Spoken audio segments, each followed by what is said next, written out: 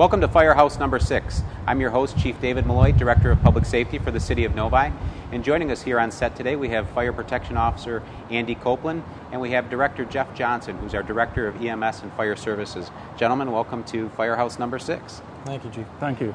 Jeff, tell us a little bit about what's going on in the Novi Fire Department. Always busy every single day, a lot of initiatives going on. Give the community a little bit of an update on a couple of the key projects that you're working on right now. Yeah, we're working on a number of very important projects. Some of them are federally mandated projects. One of them that we call Firefighter Right to Know, which helps our firefighters in emergency situations.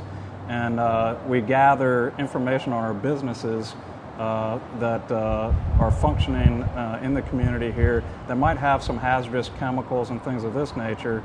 Our firefighters are out gathering that information and compiling it and putting it into a resource that we can easily access when, if we are called out to an emergency.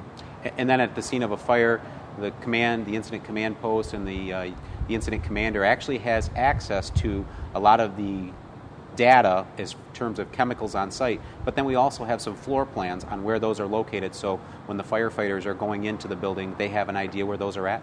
That's correct, and it also gives us kind of a game plan, some pre-plans of sorts, so that we can kind of determine our best course of action in those types of emergencies. Now, we have to have hundreds upon hundreds of businesses that would actually have to register under the Firefighter Right to Know Act. How are we accomplishing that on a daily basis, and how are we keeping that information up to date?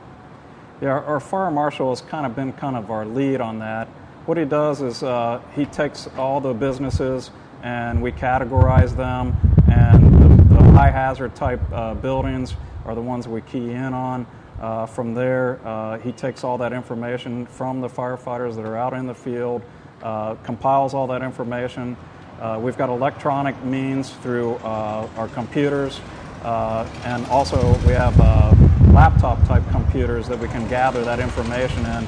He takes all that information, he double-checks it, and then it's then captured and put in a system by which we can keep on the fire trucks themselves and in the incident command vehicle. So I'm assuming we're dividing those up by station, the 4 fire stations, and then the firefighters are going out during the normal course of their inspection process and gathering some of that information for the fire marshal? That's correct. And another key component, why they're there, if they do run across a business that has like an AED, an automatic defibrillator, they're also capturing that information as well.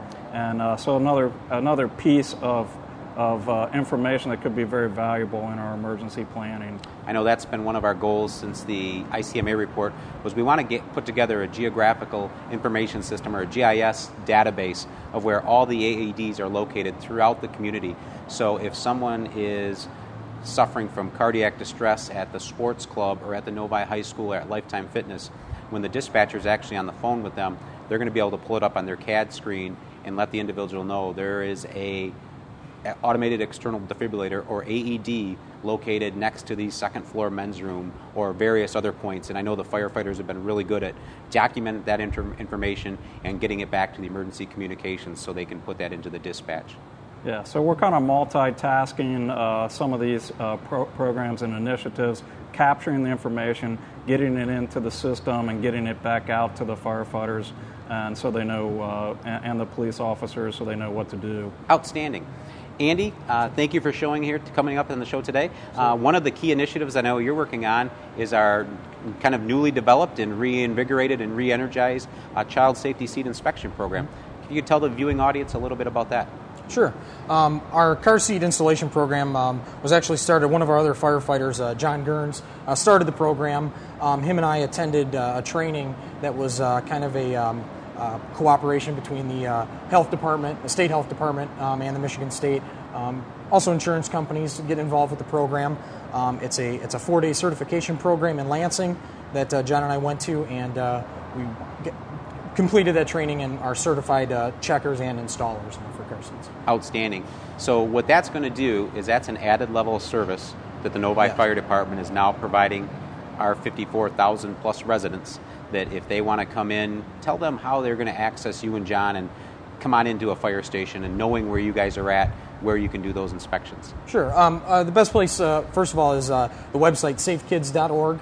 That's a website that parents and grandparents can go to and reference safety information on their child for car seats and that kind of thing.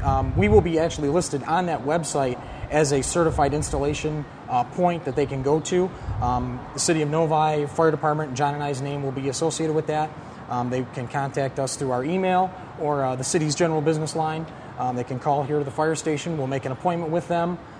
Depending on our schedules, they can come in during business hours usually, and we'll check their seat, we'll install it for them, give them some safety tips, things like that for maybe a different area in their car if it wasn't installed correctly, and help them out that way. Outstanding. And I know ultimately your plan is you're working with community relations to having a link added to the website to where people can schedule those via the web as well. A lot of people are doing their business via computer, so we want to have that open and transparent form of communication, so I know you're working on that as well. Yep, we're working on that now. Like I said, we're listed. We're going to be listed on safekids.org and actually the National Highway Traffic Safety Administration's website. I just sent the lady the email today. Outstanding. They'll get a hold of us that way. Great. And what should the resident expect, or what should they prepare for when they come here to meet with either you or John to have that installation or that inspection? We ask that they bring. Hopefully, they have. If the child's not born yet, obviously that's an issue. But bring the child with you. Have the car seat manual, instruction manual, and the vehicle manual as well. That way, we can reference those materials, see where the best place is in the vehicle to install the seat, and the safest practices based on the manufacturer. We also ask that when you bring the child with you, we can also seat them properly in the harness system. Or if they're a rear-facing child, we can make suggestions for the best practice in the vehicle. Outstanding. And I know a lot of people sometimes this time of year, they're going around, they're looking at garage sales, shopping for child safety seats. What's the best advice based upon your training and experience? Yeah, that's a big issue.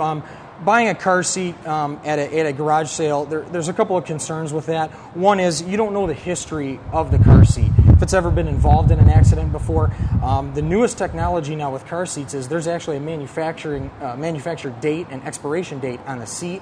They actually stamp that right on the seat now. Most manufacturers will not allow or will not certify the seat after 6 years of date of manufacture. So most likely if you buy a car seat at a garage sale, it's going to be expired. Someone's already used it for their child, so you don't want to do that. The history of the seat is what's really important. Okay. It's better just to buy it fresh, brand new. You have the information with it. Also, that comes with a car seat is a card that you can mail to the manufacturer. What's really important about that is they can email you recall notices if there's a problem with the seat and how to repair that recall. That's really important. Outstanding. So if a resident's going to come, they're going to bring their child, they're going to bring their seat. How long a time frame should they expect to be here at the Novi Fire Department? I've done one as long as 15 minutes. 15 minutes to a half hour is what I would plan on. Generally, depending on safe practices that we would recommend, that might take a little longer, but 15 minutes, half hour right now. Okay, great. Well, we're going to take a real quick break, and when we return, we're going to have a bit of a brief demonstration on some of the proper techniques to use for the child safety seats. So stay tuned.